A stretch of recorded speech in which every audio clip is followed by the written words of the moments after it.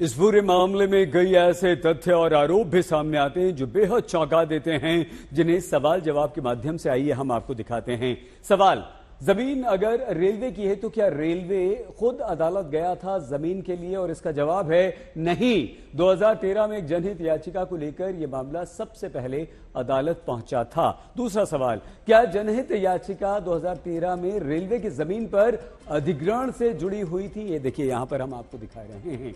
जवाब फिर से है नहीं। 9 साल पहले मामला गोला नदी पर बने पुल पर गिरने के बाद जवाबदेही तय करने को लेकर था।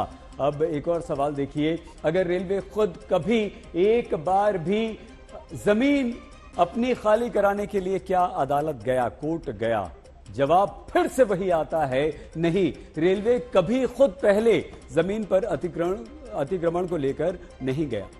फिर कैसे हल्द्वानी में रेलवे की जमीन पर अतिक्रमण का मुद्दा उठा? यह प्रश्न है। गोला नदी में गिरे पुल के लिए अवैध खनन को इसका कारण माना गया था। जिम्मेदार रेलवे ट्रैक के पास रहने वालों को कहा गया था, तब रेलवे भी मामले में पार्टी बना था। अगला सवाल आप देखिए, रेलवे पर जमीन दावे को लेकर क्या आरोप लगते हैं? जवाब यह है, आरोप है कि पहले रेलवे 29 एकड़ जमीन अपनी कहा करता था, बाद में 78 एकड़ जमीन अपनी रेलवे बताने लगा।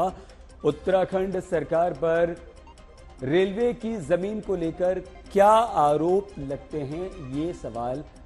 आरोप है कि 2016 में राज्य सरकार जमीन को अपनी कहती रही, लेकिन बाद में अदालत में जमीन अपनी कहने से राज्य सरकार ने किनारा कर लिया। सवाल सरकार पर भी है, सरकारी विभागों पर भी है। अगर रेलवे की जमीन पर वर्षों से अतिक्रमण होता रहा तो क्यों होने दिया गया? एक सवाल जिसे नजरअंदाज नहीं किया जाना चाहिए। अगर आम लोगों ने बनभूलपुरा में अतिक्रमण किया तो क्या सरकार भी अतिक्रमणकारी है?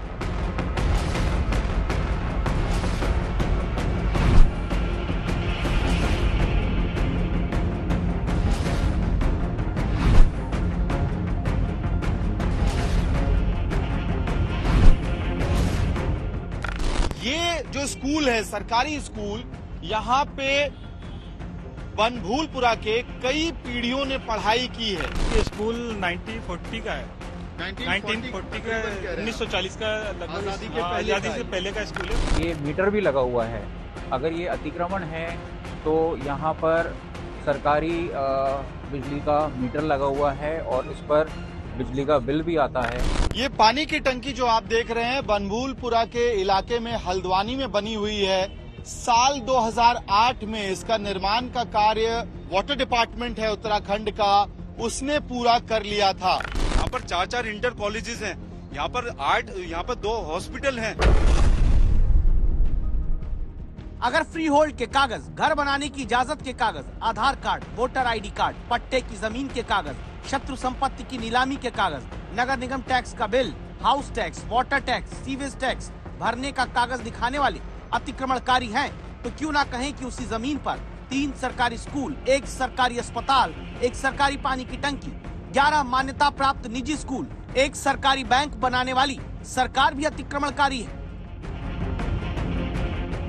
देखिए, जिस जमीन को रेलवे अपनी कहता है और मौजूदा सरकार चुप्पी साधती है, जहाँ रहने वाले लोगों को रेलवे की जमीन पर अवैध कब्जा करने वाला एक साथ सबको कहा जाता है, वहीं पर खड़ा है ये स्कूल, सरकारी स्कूल। क्या सरकार ने भी ये स्कूल रेलवे की जमीन पर अतिक्रमण करके बनाया है? आप अगर इस बोर्ड को ध्यान से पढ़ेंगे तो इस पे साफ साफ लिखा हुआ है, राजकीय पूर्व माध्यमिक विद्यालय, राजकीय प्राथमिक विद्यालय बनभूलपुरा, हल्द्वानी, जिला नैनीताल।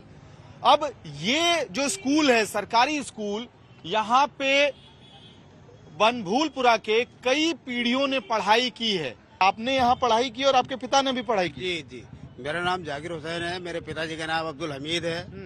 मैंने भी यहाँ पढ़ाई की है और मेरे वालिद साहब ने भी यहाँ पढ़ाई की है जी।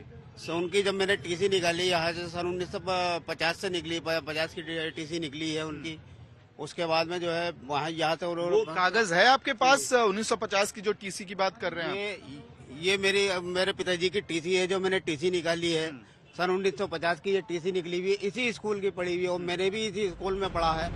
जिस जमीन को रेलवे 1959 से अपनी यहाँ बता रहा, वहीं पर बने 1940 के सरकारी स्कूल में अपनी पीढ़ियों की पढ़ाई का दस्तावेज स्थानीय लोग दिखाते हैं। स्कूल 1940 का है। 1940 का 1940 का लगभग आजादी से पहले का स्कूल है। मेरे ग्रैंडफादर यहाँ पढ़ चुके हैं। आपके परदादा जो हैं वो पढ़ चुके हैं। ग्रैंडफादर जी, ग्रैंडफादर दादा। जी। और वो किस समय की बात कर रहे हैं आप? ये लगभग 1950 के आसपास होगा। 1950 के आसपास उन्होंने यहाँ शिक्षा ली थी। वो बताते थे हमको कि 1950 में मैं यहाँ पढ़ता था। अब उससे पहले एडमिशन हुआ या कब हुआ, 1950 के आसपास वो बताते थे। तो कैसे ये अतिक्रमण वाला क्षेत्र हो सकता है? सिर्फ सरकारी स्कूल ही नहीं, इस पानी की टंकी को देखिए जिससे 50,000 लोगों को सरकार पानी की व्यवस्था देती है। क्या ये टंकी भी सरकार ने अतिक्रमण करके बनवाई थी? ये पानी की टंकी जो आप देख रहे हैं बनभूलपुरा के इलाके में हल्द्वानी में बनी हुई है।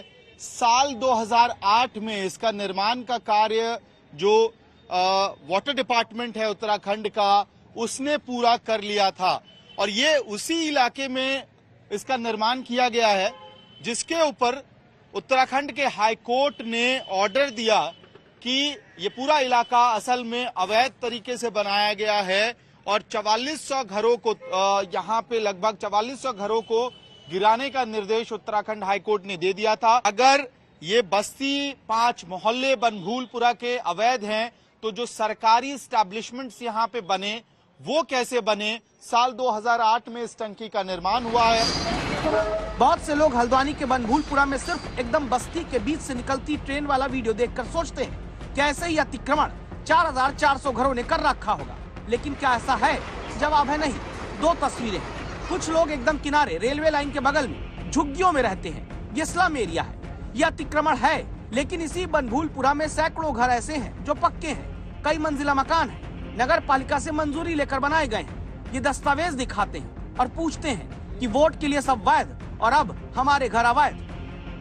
जिसको हमने वोट दिया वो वैध और हम अवैध, ऐसा कैसे हो सकता है? जो मुख्यमंत्री हैं उनको वोट दिया और हमने सांसद को वोट दिया, सांसद के थ्रू प्रधानमंत्री बने, मतलब वो तो सब वैध। जनता जब पार्षद, विधायक, मंत्री, मुख्यमंत्री उसी इलाके में बने पोलिंग बूथ में वोट डालकर चुनती है तो सब कुछ वैध, और वही जनता फिर अपने घर में रहने के नाम पर अतिक्रमणकारी। तो हमारा पहले से ही ये मानना था कि क्योंकि न्यायालय का मामला है, न्यायालय जो भी आदेश करता उसके साथ हमारी सरकार उस पर आगे कार्रवाई करती, आगे काम करती। हम न्यायालय के रुख पर ही थे। न्यायालय जो भी आदेश करेगा वो हमेशा हमें मान्य होगा। सुप्रीम कोर्ट ने फिलहाल राज्य सरकार और रेलवे दोनों को पुनर्वास प्लान बनाकर लाने को कहा है, लेकिन क्या कोर्ट में यह भी देखा और पूछा जाएगा कि अगर जमीन रेलवे की है तो फिर सरकारी स्कूल और दूसरी सरकारी संसाधन सुविधाएं कैसे खड़ी होती रही? अगर बनभूलपुरा में सब कुछ अतिक्रमण है तो फिर क्या ये सियासत के नाम पर हुआ? अगर ऐसा है तो फिर क्यों नहीं उन लोगों को भी चिन्हित किया जाता है, कार्रवाई की जाती है?